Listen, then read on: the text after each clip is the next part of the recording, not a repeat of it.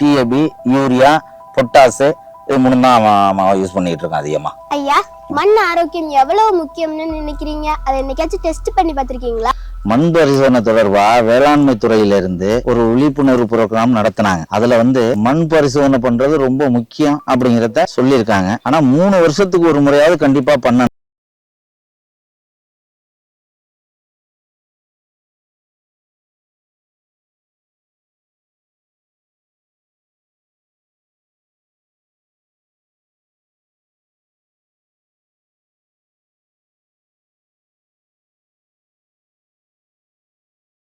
என்ன நினைக்கிறீங்க?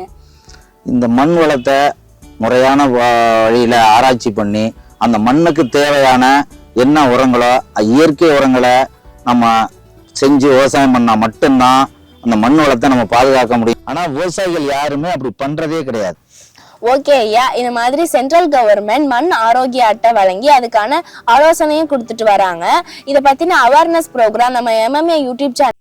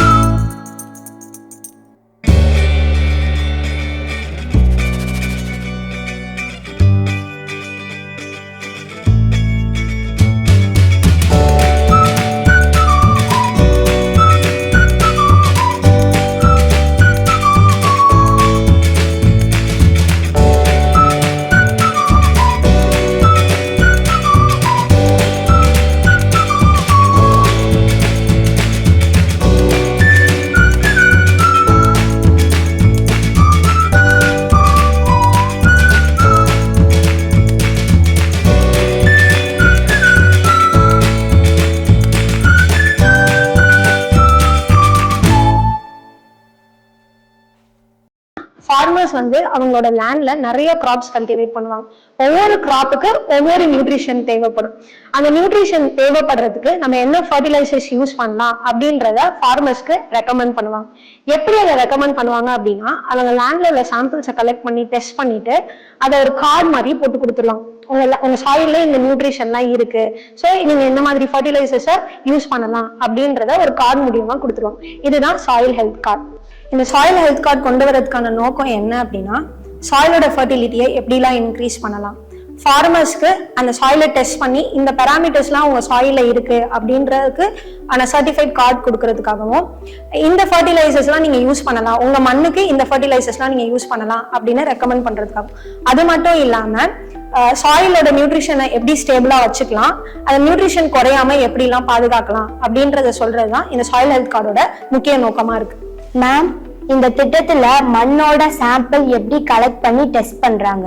எப்படி சாயில் சாம்பிள்ஸை கலெக்ட் பண்ணி டெஸ்ட் பண்ணுவாங்கன்னா, எல்லா ஊர்லயுமே வேளாண்மை துறையிலேருந்து சாம்பிள்ஸை கலெக்ட் பண்ணி டெஸ்ட் பண்ணிட்டு வந்துட்டு தான் இருக்காங்க. இந்த சாம்பிள்ஸை கலெக்ட் பண்ணி டெஸ்ட் பண்றதுல சில வழிமுறைகள் இருக்கு. அது என்னன்னு நான் சொல்றேன். ஃபர்ஸ்ட், ஒரு வயல் ஒரு தோப்புன்னு எடுத்துக்கிட்டோம் அப்படின்னா, எப்போதுமே வரப்பு ஓரத்துல இருக்கிற மண்ணை நம்ம சாம்பிள்ஸா கலெக்ட் பண்ணவே கூடாது. அதே மாதிரி ஒரு லேண்ட்ல நீங்க உரம் போட்டுட்டீங்க அப்படின்னா 30 days வரைக்கும் அந்த சாயில், அதாவது உரம் போட்ட சாயில நீங்க சாம்பிளா எடுக்க கூடாது. ஆஃப்டர் 30 days, இப்ப நீங்க ஒரு லேண்ட்னு எடுத்துக்கிட்டீங்கன்னா ஒரு ஏக்கருக்கு 8 இடத்துல நீங்க சாம்பிள்ஸை கலெக்ட் பண்ணணும்.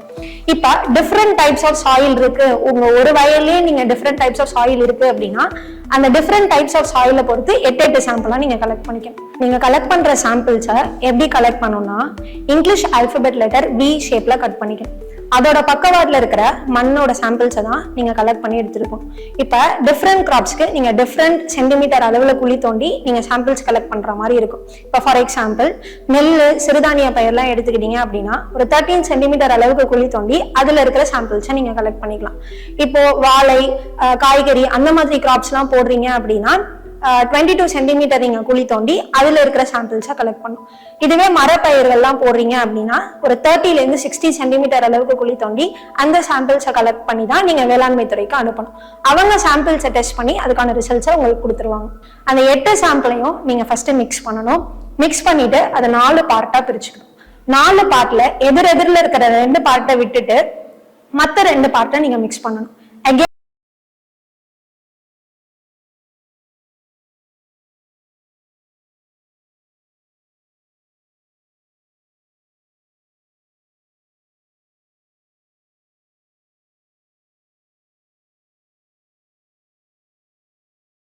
உங்களோட சர்வே நம்பர் என்ன, இந்த சாம்பிளை கலெக்ட் பண்றதுக்கு முன்னாடி நீங்க என்ன கிராப் போட்டிருந்தீங்க, இதுக்கப்புறம் நீங்க என்ன பயிர் போட போறீங்க அப்படின்றத தெளிவா எழுதி அந்த பைக்லரை வச்சு வேளாண்மை துறையில கொடுத்துடணும். மேம், இந்த திட்டத்துல என்னென்ன கிரைட்டீரியாஸை பேஸ் பண்ணி டெஸ்ட் பண்றாங்க? சாயில என்னென்ன கிரைட்டீரியால டெஸ்ட் பண்ணுவாங்க அப்படின்னா both physical and chemical composition என்னென்ன இருக்கு அப்படின்றத டெஸ்ட் பண்ணி சொல்லுவாங்க. இப்போ ஃபார் எக்ஸாம்பிள் சாயிலோட pH லெவல் எவ்வளோ இருக்கு, அதுல எவ்வளோ கார்பன் இருக்கு, நைட்ரஜன் இருக்கு, பொட்டாசியம் இருக்கு, பாஸ்பரஸ் இருக்கு அப்படின்னு டெஸ்ட் பண்ணி சொல்லுவாங்க. எக்ஸ்கியூஸ் மீ மேம், இந்த திட்டத்துல உள்ள முக்கியமான நோக்கங்கள் மற்றும் பரிந்துரைகள் என்ன மேம்? அதை பத்தி கொஞ்சம் விரிவா சொல்ல முடியுமா மேம்? சாயில் ஹெல்த் கார்டு பற்றின இன்ஃபர்மேஷன்ஸ் நம்ம தெரிஞ்சுக்கணும் அப்படின்னா கூகுளில் soilhealth.dac.government.in அப்படின்ற வெப்சைட்க்கு போகணும். அதோட ஹோம் பேஜில் இந்த ஸ்கீம் வந்து எப்படி ப்ராக்ரஸ் ஆகுது, அதோட nutrition dashboards, success stories, testing laboratories, fertiliser recommendations பற்றிலாம் கொடுத்துருப்பாங்க. அதில் ஸ்கீம் ப்ராக்ரஸ் போனோம் அப்படின்னா எத்தனை டெஸ்ட் அலாட் பண்ணியிருக்கிறாங்க, எவ்வளோ சாம்பிள்ஸ் இது வரைக்கும் கலெக்ட் பண்ணியிருக்காங்க, அதில் எவ்வளோ சாம்பிள்ஸை டெஸ்ட் பண்ணி கம்ப்ளீட் பண்ணியிருக்காங்க அப்படின்ற இன்ஃபர்மேஷன்ஸ் கொடுத்துருப்பாங்க. அதில் ஒவ்வொரு ஸ்டேஜ்லேயும் எத்தனை டெஸ்ட் அலாட் பண்ணியிருக்காங்க, சாம்பிள்ஸ் கலெக்ட் பண்ணியிருக்காங்க, டெஸ்ட்டு கம்ப்ளீட் பண்ணி ரிசல்ட்ஸை ஜென்ரேட் பண்ணியிருக்காங்கன்னு நம்மளால் பார்க்க முடியும்.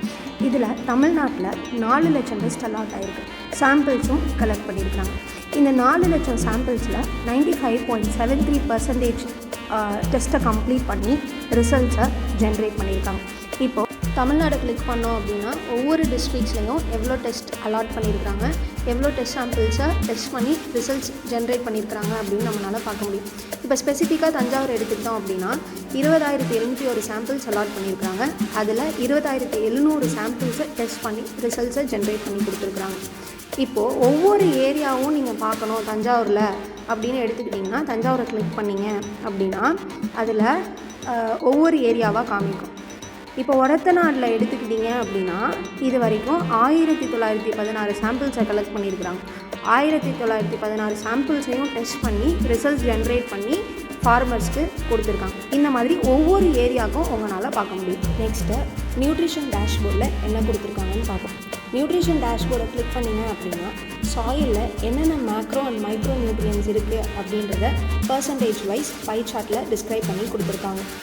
நம்ம சாயிலில் டெஸ்ட் பண்ணுற 12 பேராமீட்டர்ஸ்லையும் எவ்வளோ அளவுக்கு அந்தந்த எலமெண்ட்ஸ் இருக்குது அப்படின்றத பை சார்ட்டில் டிஃப்ரெண்ட் கலர்ஸை ரெப்ரசன்ட் பண்ணி தெளிவாக கொடுத்துருக்காங்க. இப்போ உங்களோட ஏரியாவில் நீங்கள் பார்க்கணும் அப்படின்னா ஃபஸ்ட்டு உங்களோட ஸ்டேட்டை செலக்ட் பண்ணிக்கோங்க. இப்போ தமிழ்நாடு செலக்ட் பண்ணியிருக்கேன். அடுத்து உங்களோட டிஸ்ட்ரிக்டை செலக்ட் பண்ணுங்கள். ஃபார் எக்ஸாம்பிள் இப்போ நான் தஞ்சாவூரை செலக்ட் பண்ணியிருக்கேன். உங்களோட ஏரியா இப்போ நீங்கள் வந்து ஒரத்தநாடா இல்லை பட்டுக்கோட்டையா அப்படின்றத பார்த்து நீங்கள் செலக்ட் பண்ணணும். இப்போ நான் ஒரத்தநாடை செலக்ட் பண்ணியிருக்கேன். அதே மாதிரி நீங்கள் பர்டிகுலராக எந்த வில்லேஜ் அப்படின்றதுனால உங்களால் செலக்ட் பண்ண முடியும். உங்களோட வில்லேஜை பின்கோடோட கொடுத்துருக்காங்க. இதில் நீங்கள் எந்த வில்லேஜோ அந்த வில்லேஜை நீங்கள் செலக்ட் பண்ணிக்கோங்க. செலக்ட் பண்ணிட்டீங்க அப்படின்னா அந்த பேராமீட்டர்ஸில் இப்போ நைட்ரஜன் அப்படின்னு எடுத்துக்கிட்டிங்க அப்படின்னா எவ்வளோ நைட்ரஜன் இருக்குது, கம்மியாக இருக்கா, மீடியமாக இருக்கா, என்ன பர்சன்டேஜில் இருக்குது அப்படின்றத கொடுத்துருக்காங்க. ஃபார் எக்ஸாம்பிள் இப்போ நீங்கள் இதில் பார்த்தீங்க அப்படின்னா காப்பர் அதிக அளவில் இருக்குது, ஹையாக இருக்குது, லோவாக இருக்குது அப்படின்றத பை சார்ட்டில் ரொம்ப தெளிவாக கொடுத்துருக்காங்க. சாயில் டெஸ்டிங் லெபார்ட்டரிஸை எப்படி லொக்கேட் பண்ணுறதுன்னு பார்ப்போம். இப்போ உங்கள் ஏரியாவில் இருக்கிற லேபை வந்து நீங்கள் தெரிஞ்சுக்கணும் அப்படின்னு நினைக்கிறீங்க அப்படின்னா ஃபஸ்ட்டு உங்களோட ஸ்டேட்டை நீங்கள் செலக்ட் பண்ணணும். இப்போது தமிழ்நாடை செலக்ட் பண்ணிக்கிறேன். அதே மாதிரி நீங்கள் எந்த டிஸ்ட்ரிக்கோ அந்த டிஸ்ட்ரிக்டை செலக்ட் பண்ணணும். ஃபார் எக்ஸாம்பிள் இப்போ நீங்கள் சேலம் அப்படின்னா நீங்கள் சேலமை செலக்ட் பண்ணணும். தேனி அப்படின்னா தேனியை செலக்ட் பண்ணணும். திருவண்ணாமலை அப்படின்னா திருவண்ணாமலையை செலக்ட் பண்ணணும். அதே மாதிரி இப்போ நான் தஞ்சாவூர் அப்படின்றதுனால நான் தஞ்சாவூரை செலக்ட் பண்ணிக்கிறேன். அதோட லொக்கேஷன், அவங்களோட இமெயில் அட்ரஸ், ஃபோன் நம்பர், அவங்களோட அட்ரஸ் அப்படின்னு டீட்டெயிலாக அந்த டெஸ்டிங் லெபார்ட்டரிஸோடது வந்துடும். வியூ லொக்கேஷன் அப்படின்னு கொடுத்தோம் அப்படின்னா ஆட்டோமேட்டிக்காக அது கூகுள் மேப்புக்கு போயிடும். நம்மளோட கரண்ட் லொக்கேஷன்லேருந்து அந்த லேப் எங்கே லொக்கேட் ஆகிருக்கு அப்படின்றதுக்கான ரூட்டை தெளிவாக அது எடுத்து கொடுத்துரும். ஃபர்டிலைசர் ரெக்கமெண்டேஷன்ஸில் என்ன கொடுத்துருக்காங்கன்னு பார்ப்போம். ஃபர்டிலைசர் ரெக்கமெண்டேஷனுக்குள்ளார போய் நீங்கள் எந்த ஸ்டேட் அப்படின்றத பார்த்து நீங்கள் அதை செலக்ட் பண்ணிக்கோங்க. என்ன க்ராப் போட போகிறீங்க அப்படின்ற க்ராப்பையும் நீங்கள் செலக்ட் பண்ணிக்கோங்க. இப்போது நீங்கள் சாயிலை டெஸ்ட் பண்ணி அதுக்கான ரிசல்ட்ஸை கையில் வச்சுருப்பீங்க. அதில் ஒவ்வொரு எலமெண்ட்டும் ஒவ்வொரு பர்சன்டேஜில் இருக்குது அப்படின்றத சொல்லியிருப்பாங்க. அந்த பர்சன்டேஜை நீங்கள் ஃபில் பண்ணணும். ஃபார் எக்ஸாம்பிள் இப்போ நான் carbon 30, nitrogen 12, phosphorus 45 and potassium வந்து 26% இருக்குது அப்படின்னு சொல்லி சப்மிட் கொடுத்துட்டேன் அப்படின்னா என்னோடய க்ராப்புக்கு என்ன ஃபர்டிலைசர் நான் யூஸ் பண்ணலாம் அப்படின்றத 2 காம்பினேஷனாக ரெக்கமெண்ட் பண்ணுது. அண்ட் என்னோடய சாயில் கண்டிஷனையும் அது கொடுக்குது. ஸோ இந்த மாதிரி நீங்கள் என்னென்ன எலமெண்ட்ஸை டெஸ்ட் பண்ணி அந்த பர்சன்டேஜ் வச்சுருக்கீங்களோ அந்த பர்சன்டேஜை உங்கள் க்ராப்புக்கு ஏற்ற மாதிரி நீங்கள் கொடுத்தீங்க அப்படின்னா நீங்கள் என்ன ஃபர்டிலைசர் யூஸ் பண்ணலாம் அப்படின்றத ஆட்டோமேட்டிக்காக அதுவே ரெக்கமெண்ட் பண்ணும். இந்த ஸ்கீமை யூஸ் பண்ணி சக்ஸஸ் ஆன ஃபார்மர்ஸோட ஸ்டோரிஸை பற்றி பார்க்க போகிறோம். சக்ஸஸ் ஸ்டோரிஸை கிளிக் பண்ணிங்க அப்படின்னா இந்த ஸ்கீமை யூஸ் பண்ணி யாரெல்லாம் சக்ஸஸ் ஆகிருக்காங்களோ அவங்களோட சில ஸ்டோரிஸை கொடுத்துருக்குறாங்க. இப்போ நான் எக்ஸாம்பிளுக்கு ஒரு ஃபார்மரோட சக்ஸஸ் ஸ்டோரியை காமிக்கிறேன். நீங்கள் அந்த ஃபார்மரோட பேர் என்ன அப்படின்னா மகேந்திர குமார் சிங். இவங்க என்ன பண்ணியிருக்காங்க அப்படின்னா அவங்க லேண்டில் உள்ள சாயிலை எடுத்து டெஸ்ட் பண்ணி அந்த ஏரியாவில் உள்ள அக்ரிகல்ச்சர் கோஆர்டினேட்டர்கிட்ட கன்சல்ட் பண்ணி என்ன க்ராப்புக்கு என்ன மாதிரியான ஃபர்டிலைசரை யூஸ் பண்ணலாம், எவ்வளோ பர்சன்டேஜ் யூஸ் பண்ணலாம் அப்படின்ற கன்சல்டேஷனை பண்ணியிருக்காங்க. அதுக்கு ஏற்ற மாதிரி அவங்க அப்ளை பண்ணி அந்த க்ராப்பை கல்டிவேட் பண்ணதுனால அவங்க சக்ஸஸ் ஆகியிருக்காங்க. ரிலேட்டட் லிங்க்ஸ்குள்ளே போனீங்க அப்படின்னா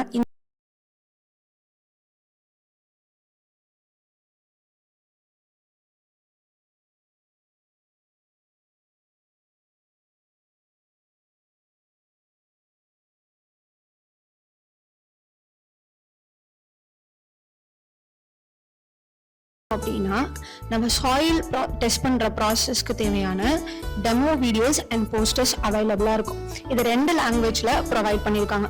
ஒன்று இங்கிலீஷில் இருக்குது, இன்னொன்று ஹிந்தியில் கொடுத்துருக்காங்க. இந்த வீடியோஸில் டெஸ்டிங் ப்ராசஸ் எப்படி நடக்குது அப்படின்றத தெளிவாக எக்ஸ்பிளைன் பண்ணியிருக்கிறாங்க.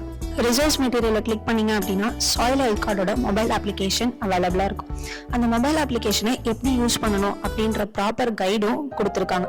நெக்ஸ்ட் கான்டாக்ட் அஸ் அப்படின்றத கிளிக் பண்ணிங்கன்னா அக்ரிகல்ச்சர் மினிஸ்டர் அண்ட் செக்ரட்டரிஸோட இன்ஃபர்மேஷன்ஸ் அண்ட் டீட்டெயில்ஸ் இருக்கும். அபவுட் அஸ்ல இந்த சாயில் ஹெல்த் கார்டை பற்றின ஃபுல் டீட்டெயில்ஸ் தெளிவாக கொடுத்துருக்காங்க.